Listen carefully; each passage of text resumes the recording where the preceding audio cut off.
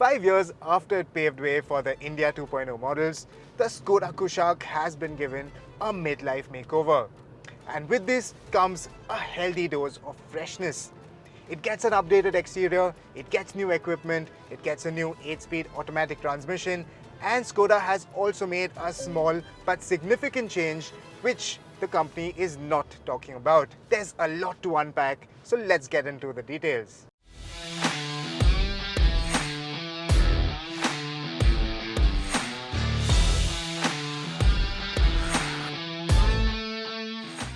As before, the Kushaq comes with two engine options.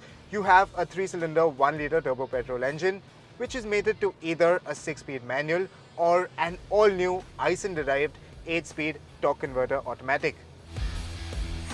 The other option is a punchier 1.5-litre turbo petrol engine that comes mated to only dual-clutch automatic transmission.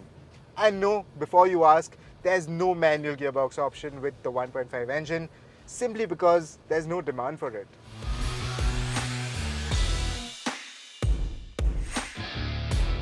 Right now, I'm in the 1-litre automatic version of the Kushaq. Right off the bat, what you notice is that the creep function is a lot more subdued and it feels a lot more natural. The car doesn't feel overly eager as soon as you ease off the brake pedal. This 115 horsepower 1-litre turbo petrol engine punches well above its weight in terms of responsiveness and performance, especially within urban confines. It feels nice and zippy, and power is always available on tap. Complementing this engine is the all-new 8-speed automatic transmission. This Aisin gearbox replaces the 6-speed automatic unit available with the outgoing version.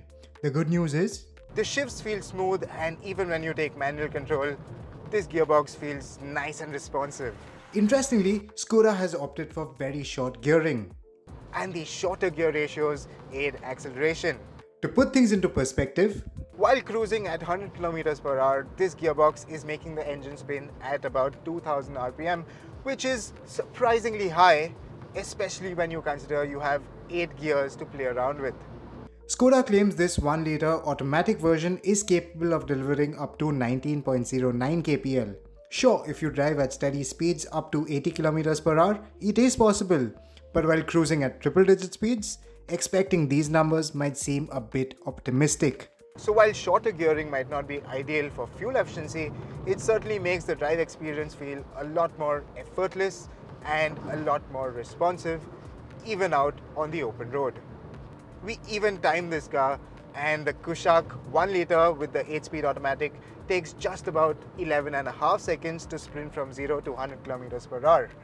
Interestingly, this acceleration time is quicker than the outgoing 6-speed version's 13-second time. So from a performance point of view, things have improved. But if I'm being honest, not everything's perfect. Refinement could be better, much better. You always hear a gruff note whether at low or high engine speeds. Also, the suspension noise filters a fair bit into the cabin. And while the high-speed ride is quite pliant, you hear the suspension a lot more than you can feel the road. Like before, there's an underlying firmness to this car's suspension, which means that high-speed pliancy is quite good. It rides pretty flat and composed at high speeds. However, at low speeds, it does tend to thud and thunk over the sharp bumps. In comparison, I think Skoda has got the Kushaq suspension tune spot on. I just wish the Kushaq's low-speed ride would have been a bit improved. Based on customer feedback, Skoda has equipped the Kushaq's air conditioning system with a new variable geometry compressor. The idea is simple: to make the aircon feel a lot more effortless and a lot more effective. And we're happy to report that it does a great job now. In the outgoing Kushaq, as soon as you hit the auto switch for the aircon, the blower becomes too loud and the cooling is not as effective. In this car, however, the fan speed is much lower, the aircon feels a lot more relaxed, and the cabin cools down really quickly. The new variable displacement compressor certainly gets a thumbs up from us. However, we would have also liked if Skoda had introduced some tactile switches for the climate control unit. With this update though, besides the fiddly touch panel, you can also adjust the aircon via the touchscreen. Thankfully, the ventilated seat function still retains physical buttons. Speaking of which, the driving position in the Kushaq is spot on and the front seats are well sculpted and very comfortable. In fact, in the top end variants, both the front seats are electrically adjustable and both have a ventilation feature like before. Now, while the ventilated seats have just 2 fan speeds and the fan blower is quite noisy, these are certainly very effective. The Kushaq also gets a lengthier standard equipment list, which includes some key features such as automatic climate control, rain sensing wipers, rear wiper and washer, as well as a defogger and an auto dimming mirror, to name a few. Other notable features include a new 10.2-inch instrument cluster with customizable views. In fact, the Monte Carlo variant gets you even more display options along with a red theme. The touchscreen is also updated, and like before, it gets wireless Android Auto and Apple CarPlay. This time around, you have the option to either connect your phone via Android Auto or Apple CarPlay, or simply connect the screen to the internet via your mobile hotspot and have access to Google AI Voice Assistant, and also to apps such as Spotify, Amazon Music, among others, which you can download through the Play Store. And you can also watch videos on YouTube. Of course, for safety reasons, the video will only work when the vehicle is parked. The Kushaq now gets front parking sensors as well as a proximity display on the screen. Sadly, there is still no 360-degree camera and the rear view camera quality remains subpar. Changes to the dashboard design are subtle, and while the Prestige variant gets a beige black theme, the Monte Carlo version gets tasteful Nashik red inserts along with black upholstery for a sporty look. Top variants also get red and white ambient lighting to liven up the cabin in the dark. The Kushaq gets a new feature that will tempt you to give up the driving seat and sit at the back, and that is the rear seat massage function. Now, it is a segment first feature and this function gently massages your mid and lower back. This, however, is an interesting inclusion, especially when you consider that only about 15% of Kushaq owners are actually chauffeur driven. So I think it would have made a bit more sense to have this function up ahead in the front seats or to have rear seat cooling instead. What do you think about this rear seat massage function? Let us know in the comments down below. And while I'm here, let me also tell you, the back seat is quite comfortable. You have good amount of thigh support and even headroom despite the panoramic sunroof is quite decent, at least for someone of my height. I'm 5 feet 9 inches tall for reference. The Kushaq's narrow width, however, makes this space best for 2 and 3 adults here wouldn't be as comfortable as in some other midsize SUVs. One feature that I would have liked, however, are sunshades at the back. That would have really done well to cut out the sunlight. Sunroof lovers will really appreciate the fact that Skoda is offering a sunroof right from the base variant, and the top variants get a full-sized panoramic sunroof.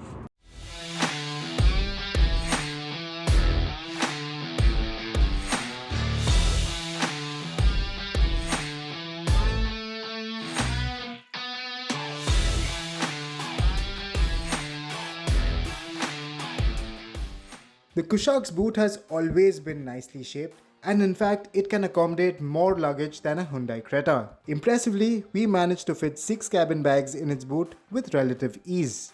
Before moving to the next variant, let me quickly also run you through some exterior changes. The headlamps are sleeker with restyled LED elements, and now there's also a light bar that runs the width of the grille. In my eyes, the execution looks really tasteful. The LED fog lamps sit in inverted L-shaped housings, and the air dam design is also new, as are the 17-inch wheels. The rear style too sees substantial changes with a very unique full-width light bar that houses illuminated Skoda lettering. Overall, these changes have certainly freshened up the Kushaq styling. However, there's no getting away from the fact that the Kushaq is still one of the smallest cars in this segment.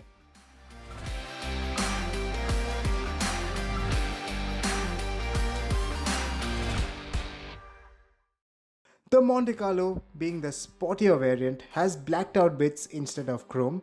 There are multiple badges all across, but the most distinctive changes are the cool red inserts on the front grille, sportier wheels, and the black roof. Also, the brake calipers are painted red, and the 1.5 version gets rear disc brakes as well. Now, It's time to see whether the 1.5 litre Monte Carlo version feels any different. Accounting for 20% of the total Kushaq sales is the 1.5 litre TSI turbo petrol engine. This is the default choice for driving enthusiasts. Performance feels energetic and this one feels eager to make an impression. It does get quite boomy as you rev it, and although it doesn't sound gruff or unrefined, engine noise is quite prominent. What's also impressive is that besides all the performance that it packs in, this engine has the potential to be quite efficient as well, thanks to its active cylinder deactivation technology. What that means is that when you're driving around with a light foot, this engine can turn off 2 of its 4 cylinders in order to curb fuel consumption, thereby improving fuel efficiency. Skoda claims 18.72 km per litre, which isn't too far behind the 1 litre automatic's 19.09 km per litre efficiency claim. The 7-speed dual-clutch automatic complements this engine's sporty character very nicely. At low speeds though, the DSG can feel a bit jerky, especially in slow-moving traffic.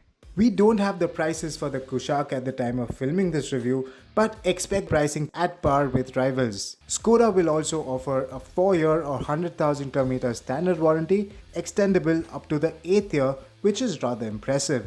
So should you be interested in one? This 2026 Kushaq addresses key customer feedback and builds on what was already a competent package. The improved air conditioning, the smoother new 8-speed automatic with the 1 litre TSI and the expanded feature list make it a more complete offering than before. Yes, refinement could have been better, more features would have been welcome, and its ride comfort should have been improved.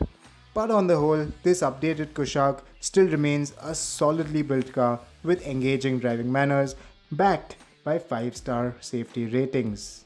Put it all together and this 2026 Kushaq remains one of the most driver-centric SUVs in this mid-size SUV space. And with all these updates, Skoda's India 2.0 Trailblazer still feels fresh and competitive.